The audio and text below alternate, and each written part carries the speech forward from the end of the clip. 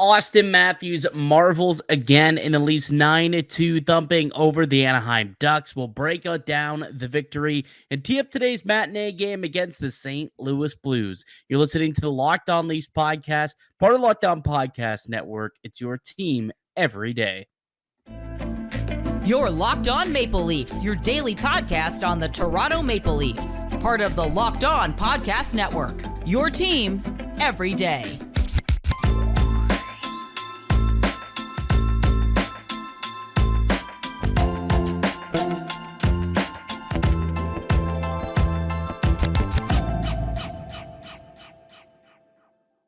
Hello and welcome into the Locked On Leafs podcast, a daily Maple Leaf-centric podcast hosted by myself, Mike DiStefano, and my co-host, Dave Morassutti. Today's episode is brought to you by Sleeper. Download the Sleeper app and use the promo code LOCKEDONNHL to get up to a $100 match on your first deposit.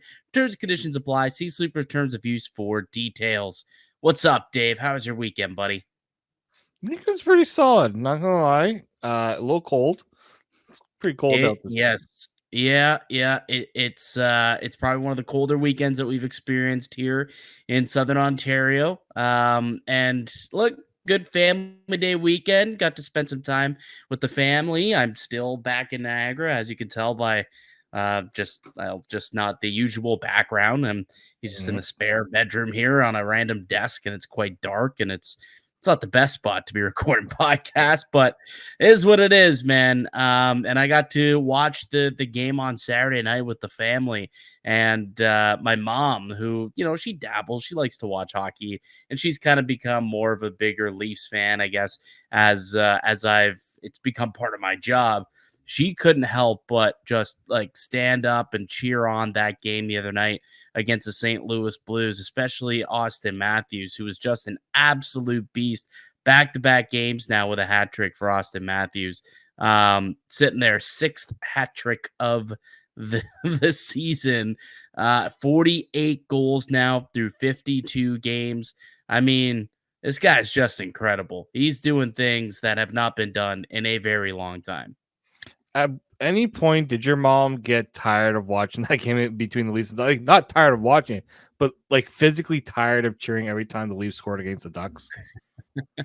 For the first couple of periods, they put up 8 goals in the first 2 periods, and it's like, oh man, this is a rout. This is a rout. And it's funny because one of my best bets that I write for covers.com, the best bet and the parlay, my same game parlay, all cashed literally in the first period, because I had Matthews goal, Leafs over 3.5 goals, and then first to score. And all of that happened in the first period because it was just bang, bang, bang, goal after goal after goal. It was crazy how quick, how often those goals were coming for Toronto. I mean, that was just pure domination, though. Like, they were all over Anaheim. And, McMann got a couple. Nylander scored. Nick Robertson scored. Jake McCabe got one. And Tyler Bertuzzi gets off the schneid, ends his goal drought, and so he finally was able to put one into the back of the net. And just the sigh of relief that must have been on that, that he had. Everyone was pretty stoked for that to happen. Like, if you watch that power play, like, Matthews' goal was not for him to score, but 100% to set up Bertuzzi for a goal. That was the only legitimate thing that they were trying to do on that power play. That was what they had to execute. And the first try didn't really work. He brings it off the post, and you're like, oh my God. But eventually, Tyler Bertuzzi does finally put a goal into the back of the net. And everything was coming up Leafs in that game. Everything. 9-2. Matthews had him, McMann a couple, and obviously Bertuzzi scored. The power play was rolling. It really had it all for Toronto. Like, when that, not to overshadow the whole game, but when that Bertuzzi couple fights too, a lot of fisticuffs, and like when I saw Tyler Bertuzzi hit the post, I put in the Discord, oh my God, this guy is never going to score again. Like, he might as well quit. And then a minute later, Auston Matthews just like, okay, we're clearly you shooting the puck into the net isn't working, so I'm going to just throw it at you and hope it works. Yeah, Like, and then and I you said just put your that's how. stick there and just Yeah. kinda just tap it in. Basically, I said what the Leafs need to do going forward for Tyler Bertuzzi to score is have him stand in front of the net, shoot the puck right at him, and hope it goes off of him and in. Well, I don't know if you saw, and we'll get into what we kind of saw from practice and the latest going into tonight's game against the St. Louis Blues, but it looks like the Leafs are going to toy with a 5-man forward power play unit, and Tyler Bertuzzi is going to be net front for the Maple Leafs here on the power play. So, Bertuzzi, after scoring a goal, getting off the schneid, and getting one on the power play, he is going to get another opportunity here on the power play, it looks like, against the St. Louis Blues. Again, we'll get to that in just a little bit. What else did you really like about the Leafs game this Saturday night? I mean, all know I was concerned about this game because I was like, the Leafs are going to take their opponent lightly. It's not going to it's going to be one of those games. I had that feeling because they've done it many times before, and they proved me wrong. Like, could not have proved me wrong anymore. They go into this game. All you hear about is Lucas Dostal stopped over 50 shots in the last game they played. They barely won that game 2-1. First shot of the game went in the net. Yep. That to me, I think set the tone for the rest of the game because you could tell when a goaltender's in your head, nothing better than to get that squashed right off the bat. And I think Yes. that first goal, that just at the ease of how Auston Matthews scored that goal, set the tone for the game because they were not going to let that linger in their brains. Yeah, and then the goals just started coming and coming and coming and coming, And they didn't and really stop. did not stop. Did not stop throughout the entire night. So yeah, big night for the Maple Leafs and for the offense in that one again for Toronto, and it was a night where they were missing one of their big players again. The captain was out for the game, and they were still able to get it done without John Tavares, who was back at practice on Sunday, so expected to return and play once again for the Maple Leafs against the Blues. There are some other players who did not practice today. We'll get to that in just a little bit. Also, while we tee up the game tonight, but why don't we take a quick break, come back, we'll get into 3 stars from Saturday night's victory over the St. Louis Blues, and then we'll tee up tonight's game or over the Anaheim Ducks, and we'll tee up tonight's game against the St. Louis Blues. So we'll do that all when we return. You're listening to the Locked On Leafs podcast, part of the Locked On Podcast Network. It's your team every day. Today's episode is brought to you by Camino Consulting. How would you like to get to know someone better in an hour than you would in a year? Understanding one another better prevents small misunderstandings from becoming big ongoing fights. After providing more than 20 years of service to small and mid-sized businesses, helping management groups navigate conflict and onboarding new employees, Camino is offering a digital seminar for families and couples. Did your Valentine's gift and tickets to the game not go over as well as you'd hoped? Get the couples and family online seminar for 25% off for the month of February using the discount code Locked On. Again, there's discount code Locked On for 25% off for the rest of the month at www.communiconsulting.ca, or mention Locked On when reaching out for a business seminar and receive the first 5 profiles free. Welcome back into the Locked On Leafs podcast. It's Mike DiStefano with Dave Morassutti. We are your hosts here at Locked On Leafs, a daily Maple Leaf-centric podcast. We got new episodes that come out each and every weekday, wherever you get your podcast, audio-wise, also up on YouTube. Just subscribe. Locked On Leafs, Monday through Friday. Get that Leafs content directly to you. Happy Family Day to all of those celebrating here in Canada. Or is that is that a Canadian or Ontario? I can't remember if it was a national or a provincial holiday. I'm pretty sure it's an Ontario holiday. Okay, so for all of those Ontarians out there celebrating Family Day, hopefully you enjoy it. And because it is a holiday, and it's also, was it President's Day down south? President's Day in the States, yeah. And also President's Day in the States, which is why jam-packed hockey schedule today, all starting at 1 in the afternoon, which includes a matchup between your Toronto Maple Leafs and the St. Louis Blues. We'll get to that in just a moment. But really quick, let's put a bow on Saturday night's dominant victory over the Ducks. 9-2 was the final. We will go through our 3 stars of the game as we do on each and every victory. Dave, why don't you start us off? Who's your 3rd star? I'm going to go with Max Domi. Yeah. You might wonder why. I know he didn't exactly light things up offensively, but he did what I think was a big service to this Leafs team, which was Radko Gudas would not fight Ryan Reeves. Max Domi was not going to let him get away with it. And okay, he had 2 assists in the game, so he did get 2 points. It's not like he didn't do anything else in the game. But there was 2 moments. There was obviously the initial dust up with Gudas, and then late in the game where Gudas decides to, it looked innocent when he did the little cross check to the back of Bobby McMann, but I didn't care. I loved that Max Domi's like, you're not touching my guy after he made you look like an AHL defenseman, right? Like, we know why Radko Gudas was pissed off, because the Leafs decided to make him a target, rightfully so. And it probably made that victory that much sweeter to do that. Obviously, we know the whole background with him, yelling to Joseph Wolf's face, it being brought up again going into this game. But that's why Max Domi was brought here, right? Max Domi was brought in to not stand down in these moments. And it's not the first time Max Domi has done this season. Now, we've obviously criticized for certain moments where it has not happened, but I'm going to give Max Domi a lot of credit for doing it in the moments that it mattered.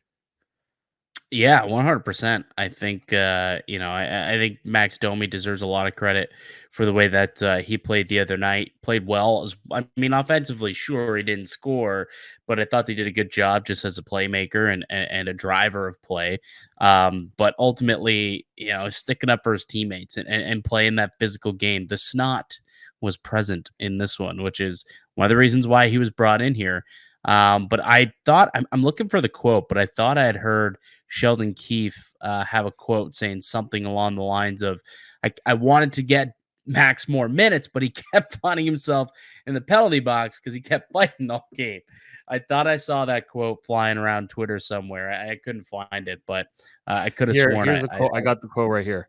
It was tough to get Max minutes tonight because he was in the box a lot, but I loved his effort and just his passion. Yeah, exactly. And that sums it up very, very well. Domi, good game by him. And, he did get the belt we too. need to see that. And he got the belt. That's right. I mean, you look at all the goal scorers that were in this game, and the belt went to Max Domi. Just goes to show how important, what he brought physically to that game, what that kind of meant to the team. I gave my 3rd star to Jake McCabe. I thought Jake McCabe had a real solid game and obviously scored. It's not too often that this team gets much offense from the back end, especially with Morgan Riley still serving his suspension. So for Jake McCabe to wire one and get it into the back of the net was big. I thought that he did a really good job defending. The Ducks didn't really get to do a whole lot in that game. Laid a couple of big hits, obviously. So the physicality was there for Jake McCabe as per usual. So Jake McCabe deserved some love for the game as well. So he would have 3 hits, 4 blocks. 3 hits and 4 blocks was a +3 on the night. Jake McCabe in just over 21 and a half minutes of ice time. Gave him my 3rd star of the game. Yes, he's awarded. That nose is not looking great, man. Like he takes a hit to that face every night, man. Every night he's taking a stick or he's getting his face shoved into the boards. Like that nose is just never gonna heal, man. Never gonna heal. 2nd star. Go ahead. I mean, he other than Auston Matthews, no one's scoring more than Bobby McMann right now. Yeah. He's the man right now. He is the man. he was at one point. I think they're tied, or maybe he has more goals than Tyler Bertuzzi, and he's played far fewer games than Tyler Bertuzzi this season. Let me look And that up. his shot is just so good. Like the way that he's able to just rip that shot, it pains me to see it because I wondered how much more we could have seen for Bobby McMann, especially at the start of the year when we're talking about this team lacking the secondary scoring. And there's someone here that, I mean, obviously he's been dealing with injuries, so that plays a role in him not being able to play as much. They're tied in goals, by the way. They both have 7. Bob McMann has played 29 games. Tyler Bertuzzi has played 52. Yeah. So the secondary scoring is there. They just need to give this guy more opportunity. I like him on that third line. With I think it was him. Who was it? Him, Holmberg, and Robertson. It was the Marley line. I wanted to actually call that the Marley line because all 3 guys were Marley's players, right? They probably all played together at some point last year with the Marlies. So I just like that this is what development is supposed to do. Internal development is supposed to bring guys into these opportunities. And I like to see him get more rope to see if this is someone that you can rely on, down the stretch here. So you don't have to necessarily go out and find someone to do what he can do. There's still areas the Leafs need to explore. But I think if you can get Bob McMann to show that he is capable of being a secondary scoring threat, it makes Sheldon Keefe's life just a little bit easier. Yeah, I completely agree. He was my second star as well. I mean, you score a couple of goals and end up with 3 points on the night, you're gonna have some success, obviously. But it's the way that he's playing and his willingness to just like go to the net and his willingness to shoot the puck. He's playing with a little bit of swagger and confidence right now too. So it's really nice to see from him. And you're right, this team needed somebody to provide some offense from that bottom 6, and it looks like, I mean, we're talking a small sample size, but he's got 5 goals in his last 3 games here. And it's coming for him, right? He was injured to start the year. He's been a late bloomer. I mean, the guy's 27. He's not that young. He is very much a late bloomer here. But I was having a conversation with somebody, and I'm like, I don't want to put this level on Bobby McMann, but I'm like, he kind of, has a little bit of Hyman in him, right? Like he's kind of an energizer bunny type of guy. Will go into the corners. He can take a puck out of the corner off the boards. He can shoot. He's good in and around the net. He's got decent hands, and he's got some size to him. He's what, 6'1", 6'2", 210. He's got some size to him. So I think Bobby McMann is like, if he can develop into a really solid, like third line energy guy who can provide a little bit of offense for this team, that would be perfect. Like that's exactly what they need going forward. So the last couple of games here, he's starting to play with a lot of confidence, and hopefully that continues. And he's still very young in his NHL career. Yes, he's an experienced player, he's an older player, but in terms of NHL games, he's been quite limited throughout his career. I think he's only played 39 games in the NHL. So he's still learning, but he's learning on the fly. And you can tell that things are starting to kind of click for this guy. He's realizing, to go to the net, to shoot the puck. And I've really liked what I've seen from him of late. And I loved what I saw from him Saturday night, which is why I got the second star. The first star is obviously Auston Matthews, the man who got the hat trick, the 6th hat trick of the season for Auston Matthews, which actually breaks a cap era record for hat tricks in a season. First player to get 6 in one season, and he only needed 52 games to do it, Dave. 52 games to record 6 hat tricks. It's unbelievable. When Auston Matthews scores, it comes in bunches, and we don't hate it. Now, evidently. They were talking about all like the records that Matthews is, on his way to breaking, like how close he is to establishing, the Leafs record for goals in a career and as a Maple Leaf. And like, Am I the only one that thought he had the potential to get to 50 in that game? Like, he scored a hat trick, and there's still lots of time left to get 2 more. Yeah, he scored a hat trick, and there's still half the game. Like, he decided at one point, I'm not going to go and score. I'm going to go and help a guy who hasn't scored in almost 30 games. And it in Tyler worked. Bertuzzi. And It worked. Remember how I remember some people were like, oh, Auston Matthews uses score goals. He can't even do assists. And he's like, okay, well, I'm just going to help the guy who can't score actually score a goal. Like, that should have been worth double the assists in that regard. Like, I don't think people truly understand what Auston Matthews is accomplishing right now. And I think part of the reason is because the Leafs haven't been on the same level in terms of where they are in the standings, right? They just got into third in the Atlantic Division. Like, if the Leafs were among the top teams in the league, I think Auston Matthews' season would be talked about a little bit more than it has been. What do you think would get more run when all said and done when you look at like MVP consideration? If Matthews gets to 100 or if Matthews gets to 40 points, 40, sorry, let me restart that. If Matthews gets to 70 goals this season, currently on pace for 76 goals. So, I mean, even if he just gets to 70, which again, he's on pace for over 50 games into the year. What do you think is more impressive, that or if Kucherov were to get to, let's say, 140 points this season? To me, McDavid got to how many points a few years ago? Like, You got to 153 last year. yeah. When was the last time we saw somebody score 70? We're talking the 90s. The 90s where goals were coming in bunches. Teemu Selanne and Alex McGillney both had 70 in the same year. I think, like, look, I understand like Kucherov will probably get the Hart Trophy nod if he continues at the pace he's at, and he might even get more than 140 because he can go on a game where he has 3 or 4 points. Yeah, he's on pace right now for 140. Exactly. So, like, incredible season. I just think Auston Matthews will get some love because if he gets to 70, that's going to bode well for his campaign because we haven't seen it in so long.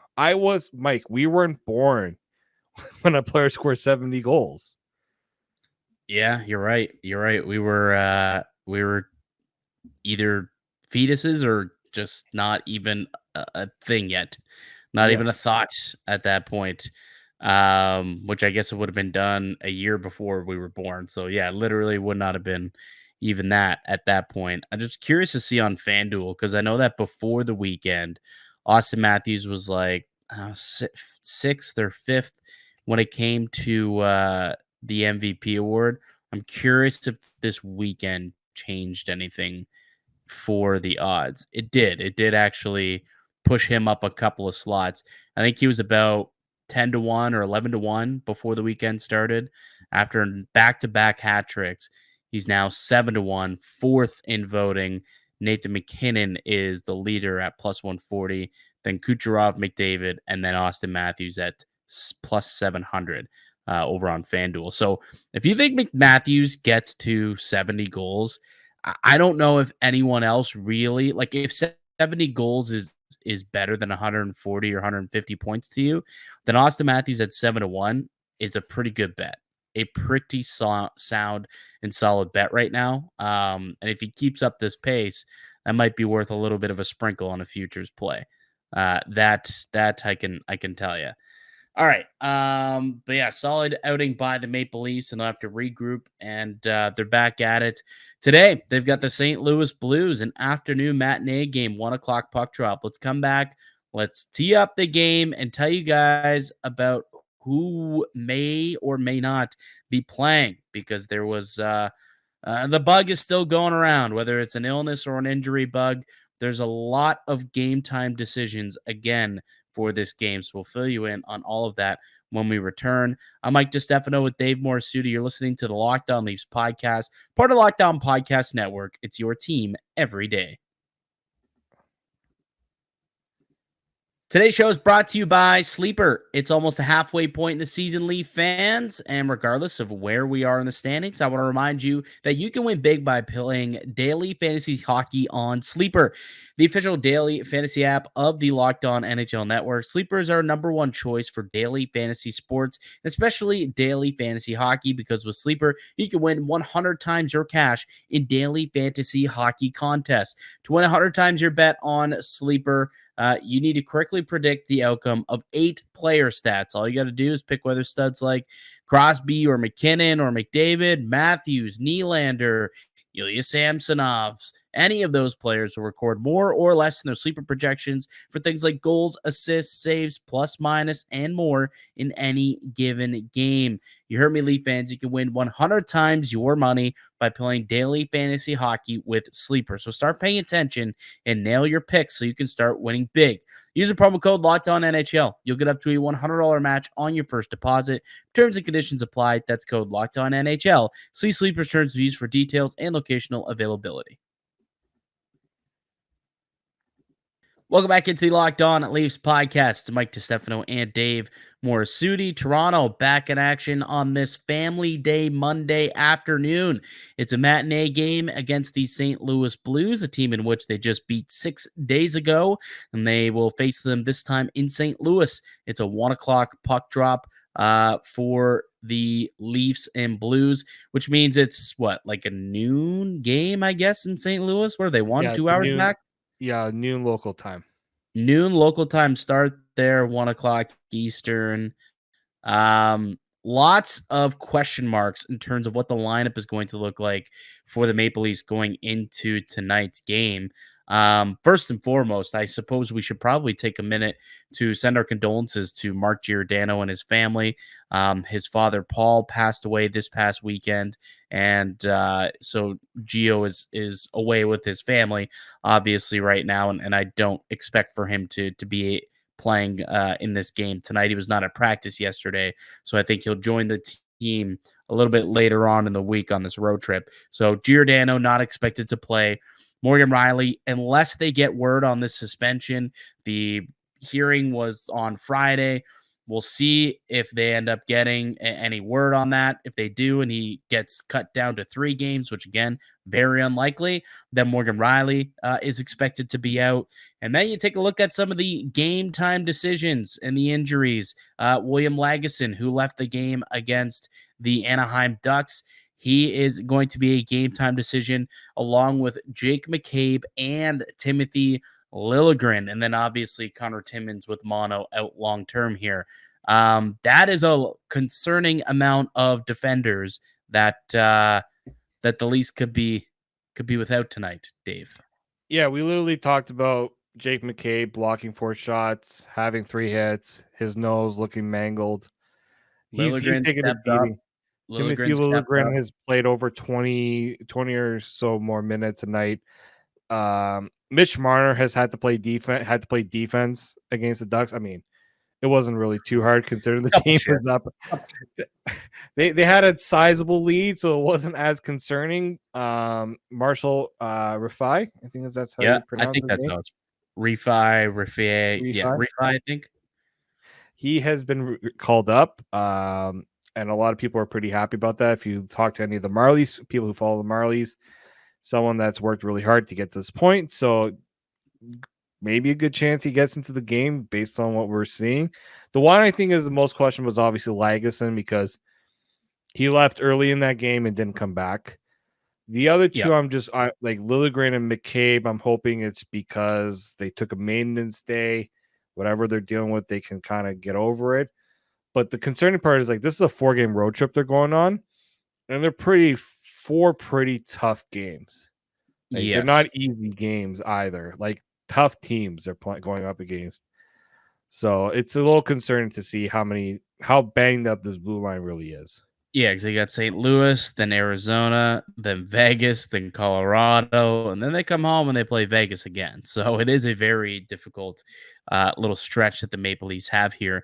The reason why I'm kind of perplexed about whether or not guys like McCabe or Liljegren and whether or not they're going to be in the lineup tonight is just a quote from Sheldon Keefe Sunday after practice. He said, "At this point, quite honestly, I don't have any real sense of what our lineup is going to look like tomorrow," in reference to all the guys who just simply weren't at practice and have been banged up. And obviously the illness has been going around the room and cost some guys some games here. And, Riley, I guess the jury's still out there. And so that comment, that quote by Sheldon Keefe made me or led me to believe that maybe Liljegren and McCabe are more so game time decisions than we initially thought they would be. Perhaps, I don't know. Am I reading into that too much? That's kind of what I pulled from that quote, at least.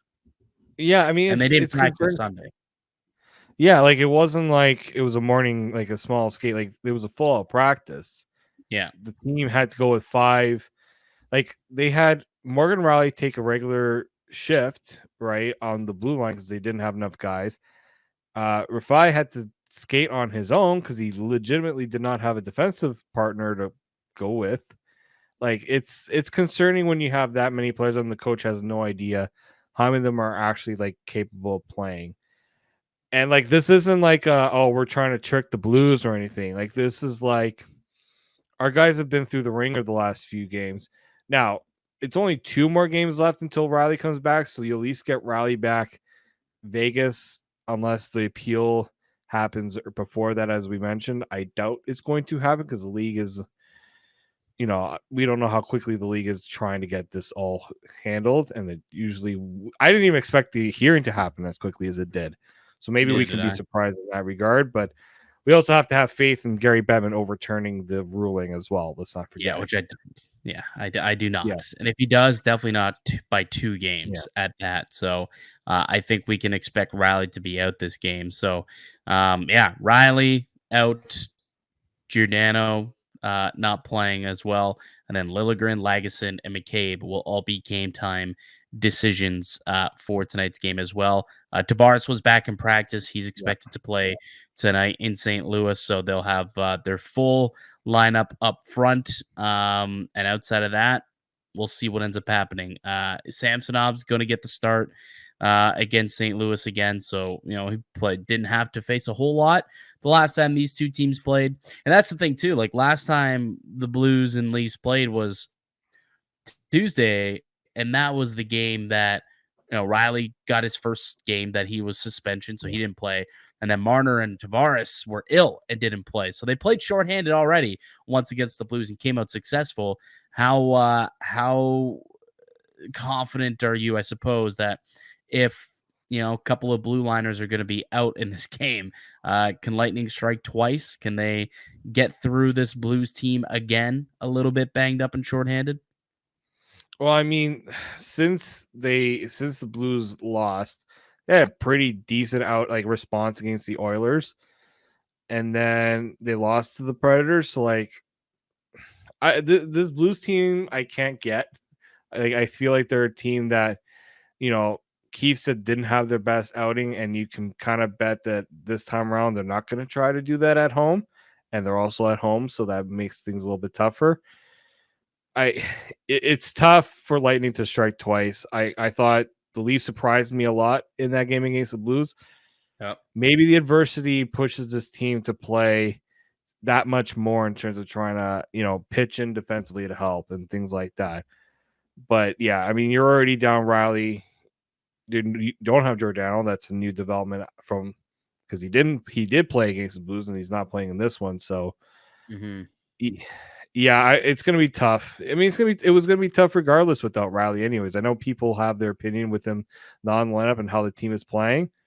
I'd rather have a healthy blue line than not have a healthy blue line. Yep. So definitely keep an eye on that to see who will or will not be in the lineup with all those game time decisions. Really quickly, we wanted to talk about this video that's been going pretty viral online within Leafs Nation, and it was after Matthews had scored a hat trick in Saturday's game.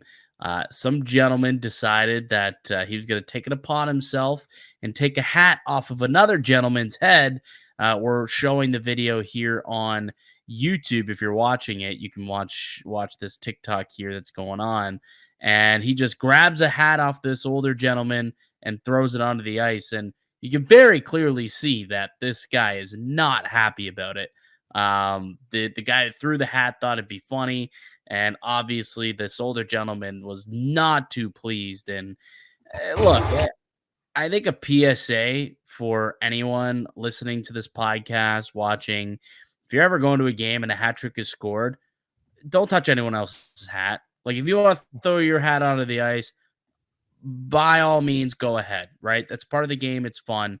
Don't touch anyone else's hat. You don't know what that hat is, if there's sentimental reasons, if it's an expensive hat. Like, that wasn't a random, $30 Blue Jays hat. Like, that was all like a cowboyish looking hat. Like, that looked like a nice hat. And obviously he was not pleased about that happening. And I wouldn't be either if I was that gentleman. So a PSA from us here at Locked On Leafs. Don't touch anyone else's belongings, and throw them onto the ice or a hat when a hat trick. If he wanted to throw it out, he would have done it himself. Very clearly, he was not wanting to part with that hat at that moment. Yeah, two things I'm going to say on that. One, as the certified hat thrower for a hat trick, you better well be willing to throw your hat when you, and I threw a hat that I knew that it was kind of an older hat and I didn't mind throwing. Don't also pressure someone to throw a hat, because for the very same reason. Hats are expensive now. There are some hats going for $45-$50 right now. Yeah. Not everyone's willing to shell out that money for a hat. So that's the first thing. Second, we should note that apparently the hat was retrieved. Like, everyone in the section was clamoring for the staff to find the hat and give the hat back. So that's a good thing. And apparently this person felt bad about doing it. But to me, that's the wrong mentality too, because clearly you knew you were going to do something that probably was going to lead to a reaction and not a positive one for a TikTok. Yeah, I'm not going to go into an old man rant about TikTok, even though I'm not considered old man, although some people might disagree with that. Don't do stuff like that for the content. Just don't. If you have a hat, throw a hat.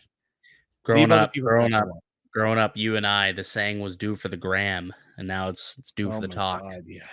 It's due for the talk now. Everyone's doing all this stuff for TikToks. You ever walk down a road and see just like teenagers doing like TikTok dances and just like setting up doing rent? Oh, it's the CNE this past year. I ran into at least 4 or 5 youngins, Gen Zs or whatever they want to call themselves now, setting up tripods in the busiest public event in Ontario in the summer to do these TikToks. And like, it's getting to the point where they're getting tripods and ring lights. It's gone out of control. And now we're throwing people's hats onto the lights for a hat trick. Let's be better. Yeah, let's be better, people. Let's be better. And again, just don't touch anyone else's property. That's the only real thing I could say. Is like, if it's not your hat to throw, don't ever grab a stranger's hat and throw it because of a hat trick. That's not the spirit of what a hat trick is. So and with that though, we'll leave it there. Enjoy the game today. Again, it's an early one, 1 p.m. You can watch it. Leafs and Blues down in St. Louis. That'll do it for us here today on the podcast. I'd like to thank you all for listening and supporting the show. You can subscribe to the Locked On Leafs podcast on all podcast platforms and receive daily Leafs content. Follow myself on X at Mickey_Canuck. Follow Dave at D_Morassutti, and follow the show as well at Locked On Leafs. Go ahead, leave a like and a comment down below if you enjoyed this video. That'd be greatly appreciated. We'll be back with another episode for you guys tomorrow. We will be recapping the Leafs and Blues game. Go Leafs, go. Enjoy the game. Until then, keep it locked right here on Locked On Leafs.